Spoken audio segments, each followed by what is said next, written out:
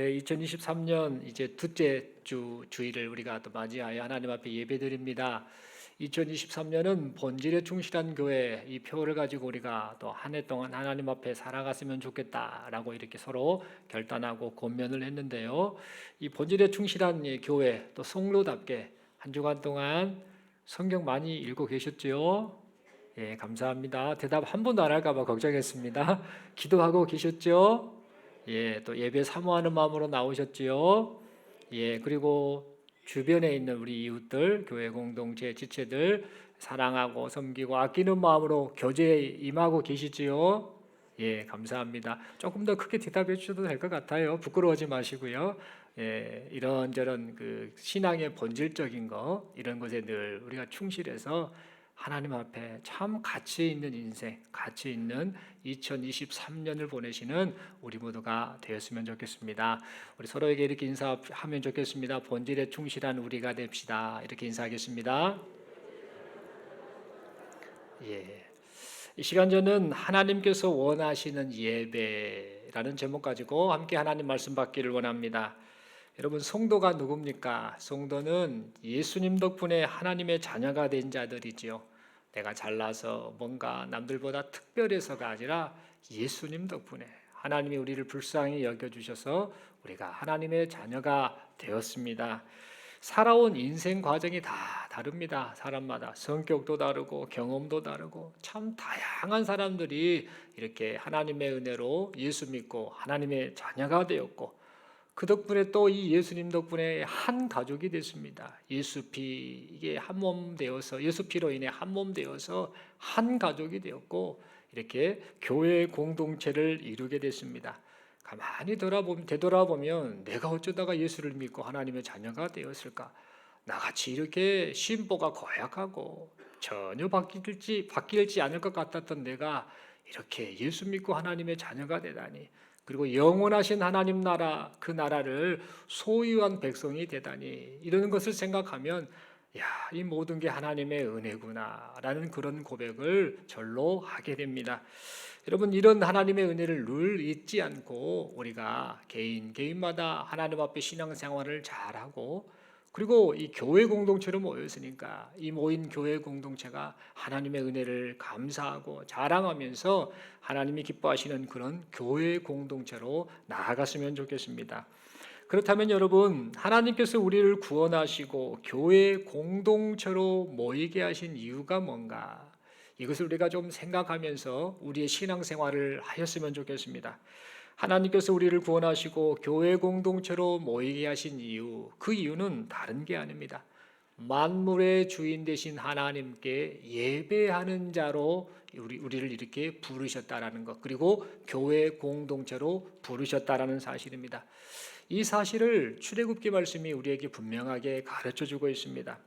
하나님께서 이스라엘 민족을 출애굽을 시키려고 하실 때에, 그 계획 가운데 있으실 때에 모세를 부르셨죠. 그래서 모세에게 네가 애굽 왕 바로에게 가서 내 말을 이렇게 전해야 된다라고 하면서 그 하나님의 뜻을 분명하게 가르쳐 주셨음을 보게 됩니다.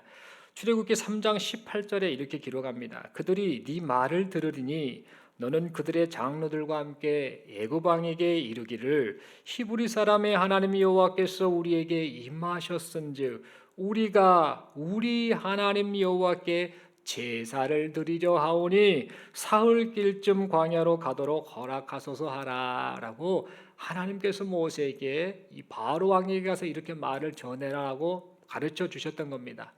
그 당시에 애굽 사람들은 하나님을 알지도 못했습니다. 엉뚱한 우상을 섬기면서 하나님과는 떠난 인생을 살았는데, 그곳에 함께 거주했던 이스라엘 백성들이 알게 모르게 그런 영향을 받았었지요. 그런데 하나님이 이스라엘 민족을 이제 출애굽시키셔서 하나님 백성 삼아 주시려고 지금 이 일을 계획하시면서 하시는 말씀이 예배를 위해서, 제사를 위해서 보내주라라고 그렇게 바로 왕에게 선포하도록 모세에게 명하셨던 겁니다. 이처럼 하나님께서 이스라엘 민족을 출애굽시키신 목적은 다른 게 아니었습니다. 하나님께 제사, 즉 우리식으로 말하면 하나님께 예배드리게 하시기 위해서 이스라엘 민족을 출애굽, 구원하여 주셨다라는 사실입니다. 그러므로 우리는 하나님께서 구원하신 자기 백성에게 원하시는 것, 그리고 교회 공동체를 불러 모으신 그 이유가 하나님께 참되고 바르게 예배하기 위해서 그렇게 부르셨구나 라는 사실을 우리는 잊지 말아야겠습니다. 그렇다면 여러분, 하나님께서 원하시는 참되고 바른 예배는 어떤 예배일까요? 하나님이 원하시는 참되고 바른 예배, 지금 내가 드리고 있는 이 예배가 하나님이 원하시고 참되고 바른 예배가 아닐까, 우리가 그렇게 생각할 수 있는데, 과연 하나님께서 원하시는 참되고 바른 예배는 어떤 모습일까라는 질문과 함께 이 대답을 오늘 본문의 말씀을 통해서 우리가 찾았으면 좋겠습니다. 오늘 이 본문의 말씀이 하나님이 원하시는 참되고 바른 예배는 이런 예배입니다, 이렇게 나아가야 됩니다라는 것을 우리에게 말을 해주고 있습니다. 오늘 본문을 보면 이사야 선지자가 하나님의 부르심을 받고 있습니다. 이사야 선지자가 하나님의 부르심을 받았던 이때는 남유다의 10번째 왕이었던 우시야라는 왕이 죽은 해였습니다. 이 우시야 왕은 52년 동안 나라를 통치했었는데, 이 우시야 왕이 나라를 통치하던 그 당시에는 나라가 경제적으로 정치적으로 안정이 되어 있었습니다. 즉 번영했던 평화의 시대였습니다. 그런데 이 나라가 이렇게 평화로웠고 정치적으로 경제적으로 번영하고 안정했던 이유는 다른 게 아니었습니다. 당시에 이 이스라엘, 특별히 북이스라엘과 남유다로 나라가 나뉘었을 때 남유다나 북이스라엘은 사실 약소국가입니다. 작은 나라인데 그 주변에 강대국들이 있었습니다. 남쪽에는 예굽이라는 나라가 있었고, 북쪽에는 아수르라고 하는 나라가 상당한 힘을 발휘하는, 그래서 강대국들 사이에 서로 자기들의 힘을 과시하는 그런 사이에 그 틈에 끼어 있었던 나라가 바로 북이스라엘 그리고 남유다였습니다. 그런데 남유다나 북이스라엘 이 당시에 이 나라들이 경제적으로 정치적으로 안정하고 번영했던 이유는 뭐냐? 남쪽에 있었던 예굽은 그 당시에 왕조가 바뀌는 상황이었습니다. 국가 내부적으로. 그러니까 그 왕조가 바뀌어서 정신이 없습니다. 그래서 다른 나라를 생각해 볼 겨를도 없었고, 북쪽에 있었던 아수르라고 하는 나라에는 이제 내란이 일어났습니다. 그래서 서로 갈등하는 상황이었습니다. 이 강대국들은 어떻게 해서든지 나라를 확장하고 영토를 확장하고 세력을 확장하려고 했는데, 지금 자기네들 나라 지금 다스리기도 바쁘다 보니 중간에 끼어 있었던 이런 약소국가, 특별히 오늘 본문에 나오는 남유다나 북이스라엘에 대해서 간섭할 그럴 겨를이 없었던 겁니다. 이런 과정 속에서 자연스럽게 우시야 왕이 활동하고 그 이후의 왕들이 활동하던 시대에는 정치 경제적으로는 나름대로 평화롭고 번영을 이루게 되었습니다. 참 좋은 현상인데, 문제는 이게 정치 경제적인 안정이 신앙적으로까지 좋은 영향을 나타냈어야 되는데, 신앙적으로 남유다 백성들의 그 상태는 상당히 심각한 문제가 나타나고 있었다라는 겁니다. 남유다와 이 북이스라엘 백성들의 신앙 상태는 그 당시에 병이 들어 있었고 하나님과의 관계가 온전하지 못했습니다. 이들은 나름대로 하나님을 불렀습니다. 종교적 행사를 하면서 하나님을 불렀고 하나님께 제사했습니다. 그런데 문제는 뭐냐? 하나님이 빠진 제사, 하나님을 찾지 않는 제사, 그저 종교 행위에 불과한 그런 제사를 드리고 말았습니다. 뿐만 아니라 입으로는 하나님을 불렀는데 마음속에는 우상을 섬겼습니다. 그리고 하나님 대신에 우상을 하나님처럼 섬기는 이런 사람들이 많은 그런 시대였습니다. 그래서 하나님께서는 이 안타까운 상황을 보시면서 이사야를 부르신 것입니다. 장차 강대국의 침략으로 풍전등화와 같은 그런 상황이 발생할 거다. 그 이유는 너희가 나를 떠나고 내 앞에 죄를 짓고 나와는 상관없는 제사를 드리는 이런저런 것 때문에 장차 나라가 망할 그런 상황이 될 것이다. 그러니 어서 돌이켜야 된다라는 그런 목적을 가지고 이사야를 불러 이사야로 하여금 하나님의 말씀을 전하게 하셨습니다. 그래서 하나님께서는 이사야에게 환상을 보여주셨죠. 그리고 환상을 통해서 하나님의 그 임재를 이사야가 경험케 하셨습니다. 오늘 본문에 보니까 이사야가 본 그 환상의 내용이 지금 기록되어 있습니다. 그 내용은 다음과 같습니다. 하나님께서 높이 들린 보좌에 앉으셨는데 그의 옷자락이 성전에 가득했습니다. 그리고 하나님의 보좌 주변에는 스랍들, 즉 천사들이 하나님을 수종 들고 있었습니다. 그런데 자세히 보니까 천사의 날개가 6개였습니다. 그 6개 달린 날개로 무언가를 하고 있는데 무엇을 하고 있는가? 두 날개로는 천사들이 자신들의 얼굴을 가리고 있었습니다. 왜 그랬는가? 하나님의 거룩한 광채 때문에 눈이 멀지 않기 위해서 그런 행동을 보였던 겁니다. 그리고 또 다른 2개의 날개로 무엇을 했는가? 발을 가렸습니다. 여러분, 이 발을 가린다라는 그 의미는 거룩하신 하나님 앞에서 자신의 부끄러움을 가렸다라는 그런 의미입니다. 여러분 한번 생각해 보십시오. 천사는 거룩한 존재 아닌가? 그런 천사가 하나님 앞에서 자기 발을 가렸다라고 하는 이 말은 도대체 우리 하나님이 얼마나 거룩하신 하나님이신가 라는 사실을 우리로 하여금 생각해야 합니다. 그리고 마지막으로 또 다른 2 날개로는 무엇을 했는가? 날아다니면서 하나님을 수종하는 그런 행동을 했었습니다. 이렇게 하나님을 수종하였던 천사들은요, 이제 모두 함께 큰 소리로 합창을 했습니다. 어떻게 합창을 했는가? 거룩하도다, 거룩하도다, 거룩하도다. 만군의 여호와여, 그 영광이 온 땅에 충만하도다 라고 하면서 모두 마음을 합하여 거룩하신 하나님을 찬양하였습니다. 그리고 이렇게 찬양이 울려 퍼질 때에 갑자기 성전 문지방터가 막 흔들리게 되었습니다. 그러면서 그 성전 안에서 신비한 연기가 가득 차게 되었습니다. 하나님의 영광이 나타나는 순간이었던 것입니다. 그러자 이 장면을 계속해서 보고 있었던 이사야가요, 이 거룩하신 하나님 앞에 서 있는 자기 자신의 비참함을 깨닫게 됩니다. 그러면서 통곡을 하게 됩니다. 자신의 죄성을 깨닫고 자신의 죄를 그렇게 고백하였던 겁니다. 오늘 5절에서 그렇게 가르쳐 줍니다. 화로다 나여 망하게 되었도다.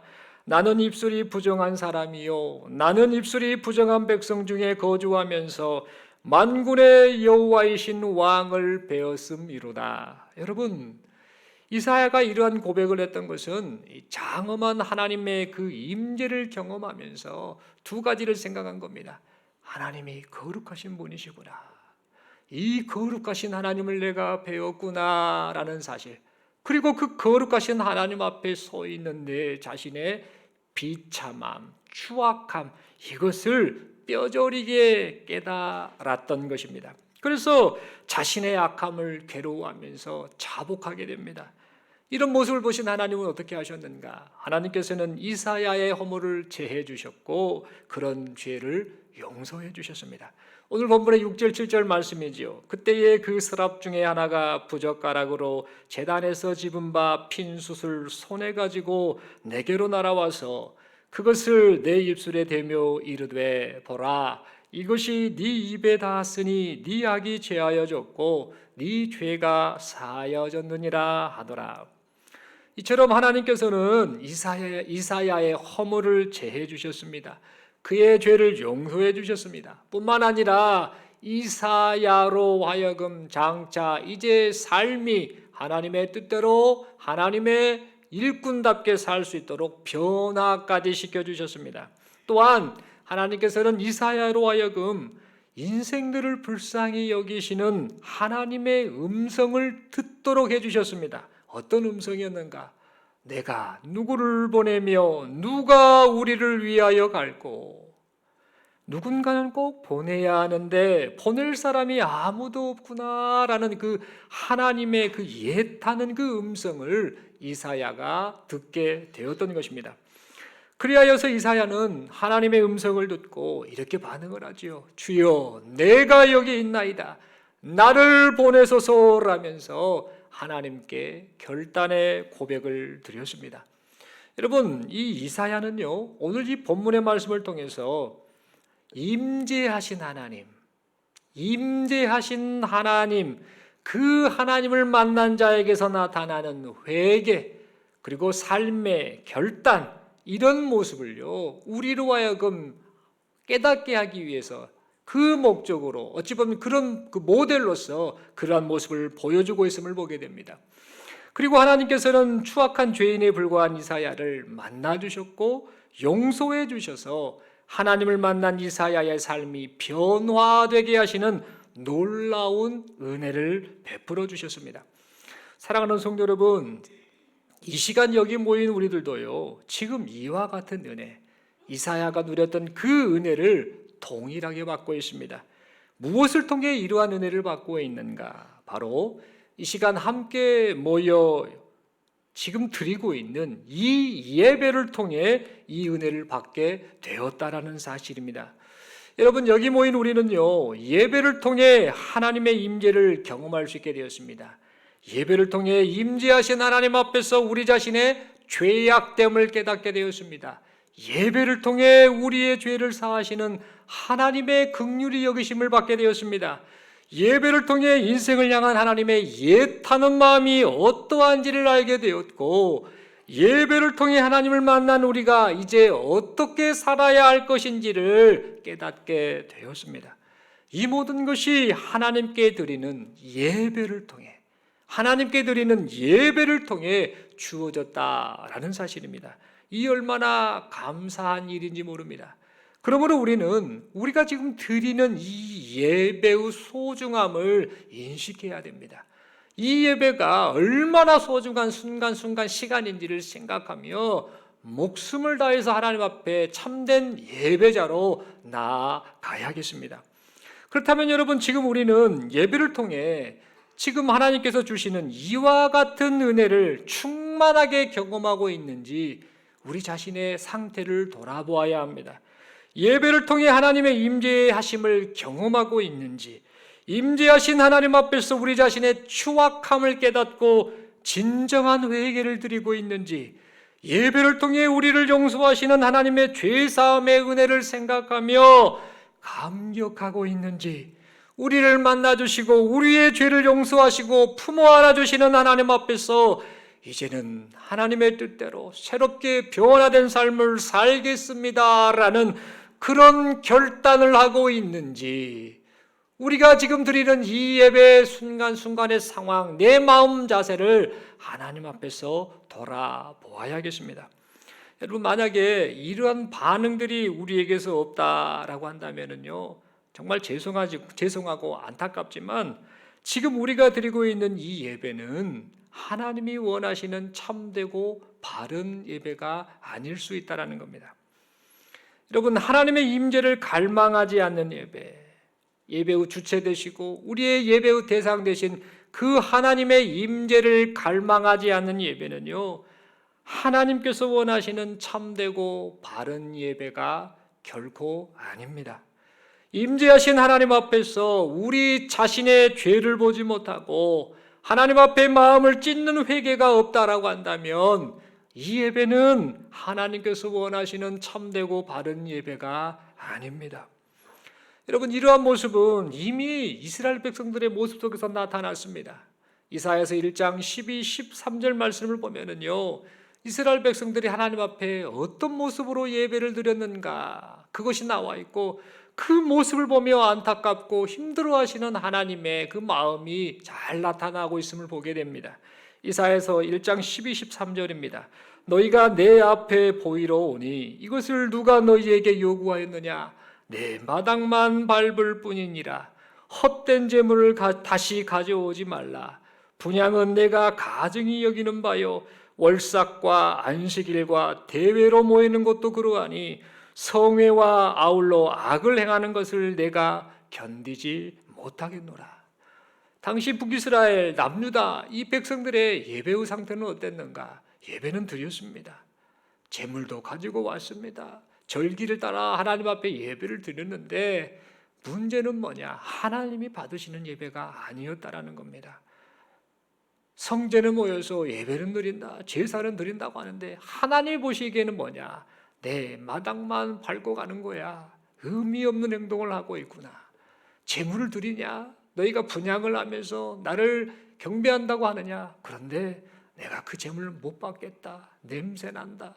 그 향내가 가증스럽게 여긴다라고 하면서 하나님이 너무 아파하며 힘들어하시는 그런 마음을 지금 이 말씀을 통해 그렇게 고백하셨던 겁니다. 그러면서 하시는 말씀이 뭐냐? 마음을 고쳐 먹어라. 예배자로서 임재하신 하나님 앞에 마음을 고쳐먹고 하나님 앞에 예배하라라고 그렇게 말씀하셨던 겁니다. 여러분, 이와 같은 모습은요, 하나님이 원하시는 참되고 바른 예배가 결코 아니다라는 사실을 우리에게 말해주고 있습니다. 그러므로 우리는 이 남유다나 북이스라엘 합쳐서 이 이스라엘 사람들의 이 잘못된 예배, 이런 모습을 결코 따라가서는 아니 되겠습니다. 예배를 드리는 이 순간에 예배의 대상 되시는 하나님의 임재를 사모하며 하나님 앞에 예배 드려야겠습니다. 예배당에 모여 예배 드릴 때에 예배의 유일한 대상 되신 하나님만을 바라봐야 되겠습니다. 여러분, 중동교회 교회 예배당에 오셔서 무엇을 보고 계십니까? 건물을 보고 계십니까? 아니면 이런저런 장식된 것을 보십니까? 아니면 도대체 무엇을 보고 계십니까? 여러분, 사람들 중에 여행을 떠나는 사람들이 특별히 영국에 여행을 가면 이 관광객들이 꼭 제일 먼저 가는 곳이 있다고 합니다. 그곳이 어딘가? 런던의 웨스트민스터 사원, 이곳은 가장 먼저 꼭 방문한다고 합니다. 그만큼 유명한, 아주 알려진 그런 장소이기 때문입니다. 이 웨스트민스터 사원에는요, 뭐가 있느냐면 유명한 사람들의 묘가 있다고 합니다. 선교사 리빙스턴, 그리고 엘리자베스 여왕, 정치가, 음악가, 건축가, 시인, 귀족 등등등 당대에 유명했던 많은 사람들의 무덤, 비석이 그 사원 안에 가득해 있다고 합니다. 일명 박물관이나 다름없네라고 말할 정도로 그 역사가 담겨있는 그런 장소인 것이죠. 그래서 이 관광객들은 영국에서 이 런던의 웨스트민스터 사원을요 꼭 방문하고 제일 먼저 방문한다고 합니다. 그런데 여러분, 이 웨스트민스터 사원이라는 곳이 도대체 어떤 곳인지는 압니까? 사람들이 그렇게 방문하는 그곳인데 사실은 이 웨스트민스터 사원은 하나님께 예배하는 예배당이었습니다. 그런데 이제 이곳이 어떻게 됐는가? 영국 왕이 취임하는 곳, 그리고 유명 인사들의 묘지로 사용되고 있다는 겁니다. 하나님을 예배하는 예배당이었던 이 사원이 사람을 기념하는 장소로 바뀌고 만 것이지요.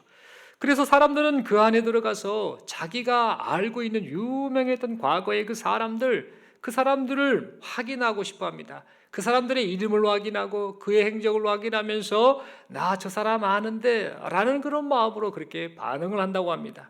또 그들의 그 흔적들을 보며 그들을 만나고 싶어 한다고 합니다. 그러나 정작 그곳에서 예배를 받으셨던 하나님에 대해서는 무관심한 그런 분위기가 그곳에서 연출되고 있다고 합니다. 참 안타까운 모습이지요. 그런데 여러분, 우리도 어찌 보면은요, 이런 어리석은 모습을 그대로 범할 수가 있습니다. 여러분, 우리가 예배당에 모여 하나님을 예배할 때에 하나님을 생각하지 않는 예배를 얼마든지 드릴 수 있다라는 겁니다. 찬양도 하고 기도도 하고 설교도 하고 헌금도 드리고 이런저런 예배를 위해서 봉사를 하지만 이것들을 통해서 하나님께 집중해야 되는데, 하나님만 바라봐야 되는데 하나님이 아닌 다른 것들의 마음이 빼앗기다 보면 이 예배가 하나님 보시기에 참되지 못한 예배가 되고 만다라는 겁니다. 그래서 우리가 예배당에 모여 하나님을 예배할 때에 잊지 않고 기억해야 될 것은 우리의 시선이 어디로 가야 되는가? 우리의 시선이 가야 할 가장 중요한 분이신 오직 하나님께로만 우리의 시선이 향해야 된다는 겁니다. 예배 가운데 우리가 바라보아야 할 대상은 오직 하나님뿐이십니다. 하나님께만 집중해야 합니다. 우리의 마음이 다른 것에 빼앗겨서는 아니 됩니다. 만약 우리의 마음이 하나님이 아닌 다른 것에 마음이 빼앗긴다라고 한다면 그 예배는 하나님이 원하시는 참되고 바른 예배가 아니라는 사실을 우리는 기억해야 됩니다. 그러므로 하나님께 예배드리는 우리 모두는요, 예배를 통해 임재하신 하나님을 발견해야 됩니다. 지금 이 예배를 통해 이 자리에 임재하셔서 예배를 받으시는 하나님을 발견해야 됩니다. 이사야가 환상을 통해 임재하신 하나님을 바라보았던 것처럼 우리들 역시 예배를 통해 임재하신 하나님만을 바라보아야 합니다. 또한 예배를 통해 임재하신 하나님 앞에 선 우리 자신의 죄악된 모습을 역시 발견해야 합니다. 내 자신이 얼마나 비참한 존재인가, 추악한 존재인가를 우리는 발견해야 됩니다. 예배 시간마다 이러한 것들을 발견하는 우리 모두가 되어야 합니다. 하나님의 은혜가 아니고서는 아무런 소망이 없는 존재, 그 존재가 바로 접니다라는 사실을 깨닫고 발견해야 합니다. 그리고 거룩하신 하나님 앞에서 자신의 추악함을 깨닫고 통회한 이사야의 회개가 오늘 이 시간 하나님께 예배하는 우리 모두에게도 동일하게 나타나야 합니다. 더 나아가 지금 우리가 임재하신 하나님께 예배하고 있다면 이제는 우리의 생각, 우리의 마음, 우리의 말, 우리의 행동이 변화되는 그런 모습이 나타나야 합니다. 이사야가 임재하신 하나님을 보면서 자신의 죄를 회개하고 이제는 하나님의 예타는 마음을 알리겠습니다 라고 그렇게 결단하고 헌신했던 것처럼 하나님을 예배하는 우리 모두에게 이사야와 같은 삶의 변화가 나타나야 합니다. 이것이 바로 하나님께서 원하시는 참되고 바른 예배를 드리는 자에게서 나타나는 지극히 정상적인 모습인 것입니다. 사랑하는 성도 여러분, 예배는 종교적인 예식이 아닙니다. 예배는 감정의 만족을 채우는 그런 시간도 아닙니다. 우리가 아무리 감격한 목소리로 감동적인 내용으로 기도를 한다 할지라도, 아무리 기쁨으로 열정적으로 눈물을 흘리며 찬송을 부른다 할지라도, 아무리 유창한 말로 설교한다 할지라도 하나님이 인정하시지 않는 설교, 찬양, 기도는 아무런 의미가 없는 것입니다. 하나님께로 시선이 향하지 않는 예배는 참된 예배가 아니라는 말입니다. 한 10여 년 전입니다. 10년이 넘었던 것 같습니다. 제가 우리 사랑하는 우리 제자들, 중고등부 사역을 할 때 제자들과 함께 단기 선교를 태국의 그 폐차분이라는 지역으로 간 적이 있습니다. 제가 선교사로 나가기 전이었죠. 그때 우리 선생님들도 여러분들 가셨고 학생들 한 3, 40명 갔던 것 같습니다. 가서 그곳에서 함께 선교사님들 협력하고 또 선교지 방문해서 많은 또 도전도 받는 그런 시간을 가졌었습니다. 이 폐차분이라는 지역은요, 태국에서 상당히 지금 교회가 많이 급성장하는 그런 지역으로 알려지고 있습니다.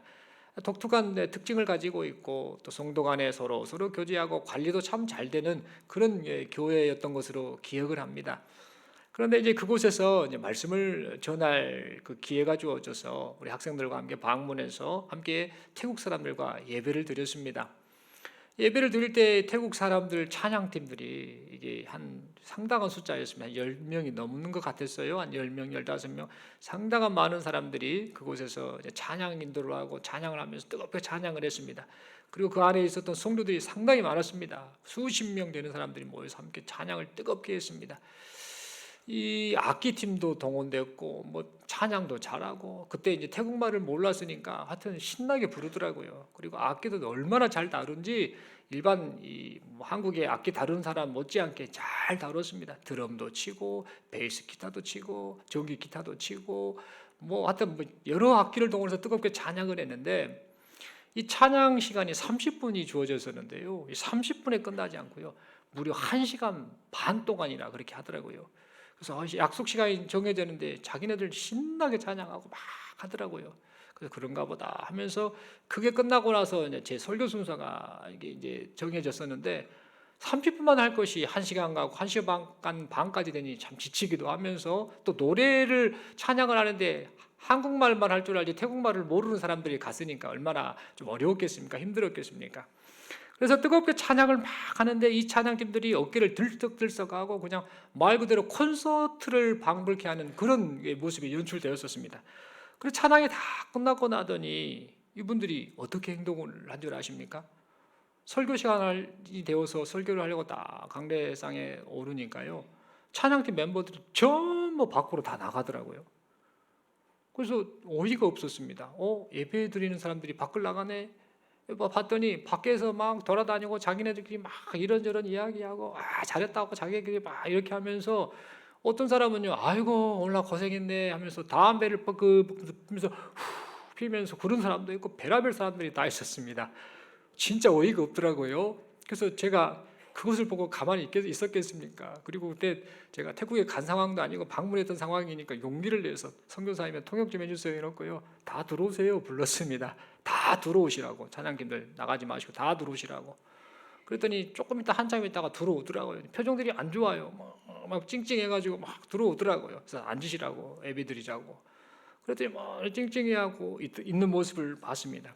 제가 이들을 보면서 무슨 생각이 있냐면, 하나님은 안중에도 없고요, 하나님의 말씀에는 관심도 없는 채 지금 찬양한다고 막 했는데, 물론 그 찬양도 귀하다고 인정을 해주고 싶습니다. 어쨌든 그런데 자신들의 했던 그 행위가 예배다라고 그렇게 착각하고, 내 순서 끝났으니까 됐다라고 그렇게 엉뚱한 행동을 밖에서 하고 있었던 겁니다. 다시 말해서 자기 만족에 빠져 있었던 겁니다. 내가 좋으면은 이게 예배다라는 그런 생각을 했던 것이죠. 그래서 다 들어오시라고 했더니 황당해하는 그들이 이제 들어와서 그 자리에 앉았을 때 제가 했던 말이, 먼저 예배자가 되십시오라는 말을 했습니다.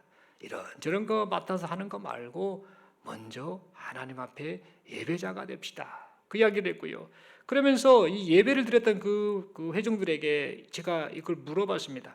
여러분, 지금 우리가 지금 드리는 이 예배를 하나님께서 받으신다라고 생각하시는 분 있으시면 손 한번 높이 들어주세요라고 말을 했습니다. 그랬더니 제법 막 손을 들더라고요. 여기저기 손을 들더라고요. 그래서 제가 용감하게 가서 또 마이크를 들고 거기 딱 마이크를 대면서 직접 물어봤습니다. 왜 이 예배를 하나님이 받으신다고 생각하세요? 물었더니 그 중에 여러 사람들 중에 어떤 사람이 뭐라고 말했느냐, 지금 내가 찬양을 하니까 신이 나고 기쁘니까 좋으니까 하나님이 내 예배를 받으신 거죠 라고 그렇게 말을 하더라는 겁니다. 여러분, 예배의 평가자가 하나님이 아닌 자기 자신이 된 것입니다. 내가 좋으면 하나님도 좋은 거고, 내가 신나고 내가 노력하면 이것도 하나님이 예배를 받는다라는, 하나님과는 전혀 상관없는 예배의 평가자, 판단자가 자기 자신이 된 그들의 모습을 보았습니다. 그래서 참된 예배, 하나님이 받으시는 예배가 무엇인지를 그렇게 말씀을 통해 가르쳐줬던 그런 기억이 납니다. 그런데 여러분, 이 이야기를 잠시 들었는데요, 우리도 어찌 보면 이런 잘못을 얼마든지 그대로 범할 수 있다라는 사실입니다.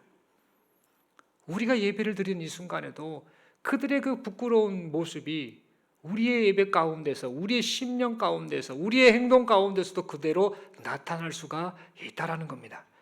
그러므로 우리는 하나님께 예배드리는 이 예배 시간에 봉사자가 아니라 예배자가 되어야 합니다. 하나님을 예배하는 예배자로서, 봉사자가 아니라 하나님을 예배하는 예배자로서 맡겨진 역할을 수행해야 된다라는 사실을 잊지 말아야 합니다. 설교자도 설교자로서의 역할을 다해 하나님을 예배하는 겁니다.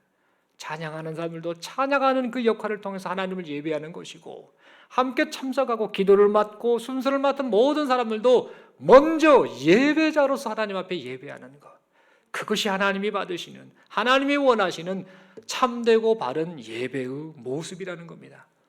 여러분, 루처라는 사람은 이런 말을 했습니다.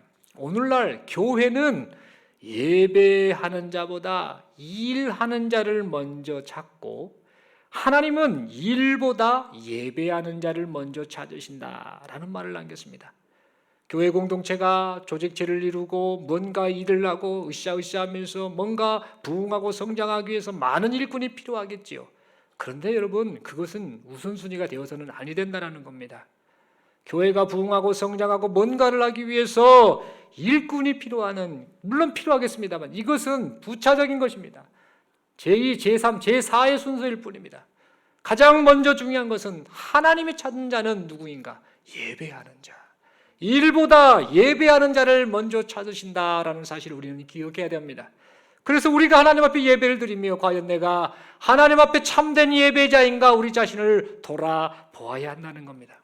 그런데 만약 하나님의 이러한 마음도 모른 채 예배자가 아닌 단순히 봉사자로 예배 시간을 보낸다라고 한다면 이것은 이사야 선지자에게 말씀하셨던 하나님의 말씀, 이스라엘 백성들이 지금 내 마당만 밟고 간다, 드리는 그 제물, 그 분양하는 거 내가 가증하게 여긴다라는 그런 하나님의 그 마음 아픈 말씀을 또다시 듣는 그런 결과를 초래하고 만다는 겁니다.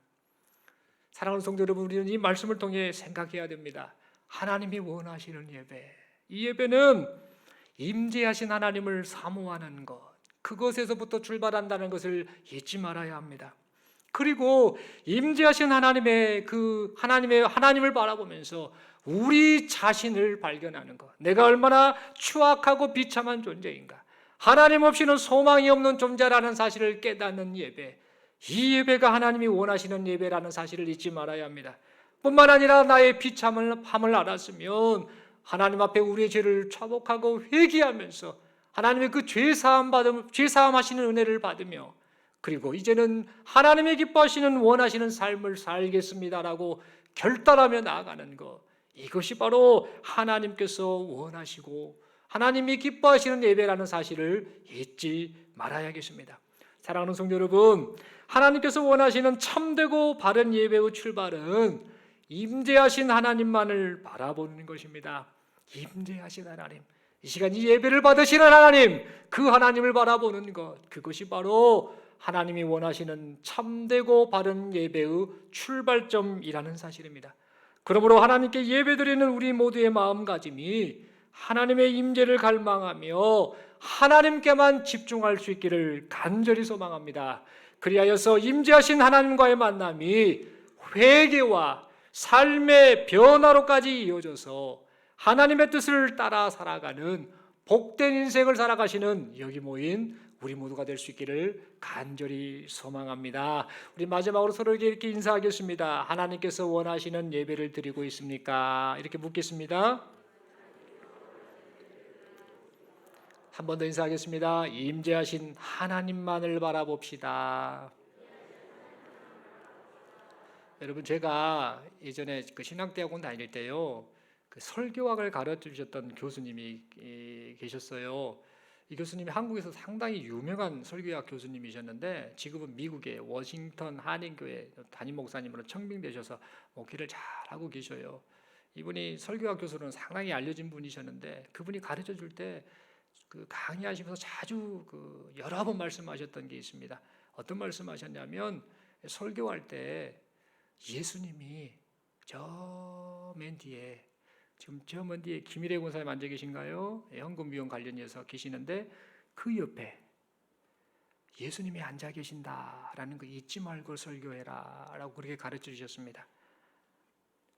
임재하신 주님, 그리고 설교할 때에 그래 그거야, 그렇게 전해라, 맞다, 고개 끄덕끄덕하실 그 주님을 생각하면서 설교해라 라고 그렇게 강조하셨던 기억이 납니다. 여러분, 이처럼 우리 예배, 지금 이 여러분의 예배 드리는 자세, 마음 자세, 임재하신 하나님이 다 보고 계시지요? 무슨 생각으로, 어떤 자세로, 어떠한 결단을 가지고 하나님 앞에 예배 드리는지를 다 보고 계시지요? 이 점을 생각하면서 우리가 올해 2023년 본질에 충실한 교회를 소망하는데 시작은 예배의 회복입니다.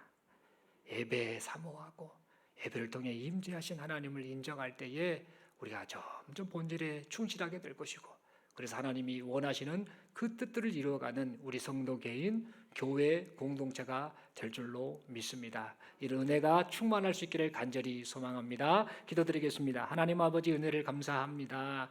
말씀 받았습니다. 예배를 받으시는 하나님, 예배 가운데 임재하신 하나님, 하나님 앞에 선 우리, 하나님 존존의식을 가지고 하나님 앞에 예배하는 우리 모두가 되게 하여 주시옵소서. 거룩하신 하나님을 배웁고 우리의 죄악됨을 깨닫고 회개하고 이제는 하나님 앞에 이렇게 살겠습니다라고 결단하고 삶을 돌이키는 우리 모두가 되게 하여 주시옵소서. 하나님 보시기에 내 마당만 밟고 가는구나, 너희들 드리는 그 재물 이런저런 거 내가 가증하게 여긴다, 라는 그런 안타까운 그 하나님의 그 말씀이 우리에게도 주어지지 않게 하여 주시고, 이제는 우리에 드려지는 이 예배가 하나님이 원하시는 참되고 바른 예배가 되게 하여 주시옵소서. 이런 놀라우신 은혜를 베풀어 주심을 믿고 감사드리오며 우리 주님 예수님 이름으로 기도드리옵나이다. 아멘. 다 함께 찬송가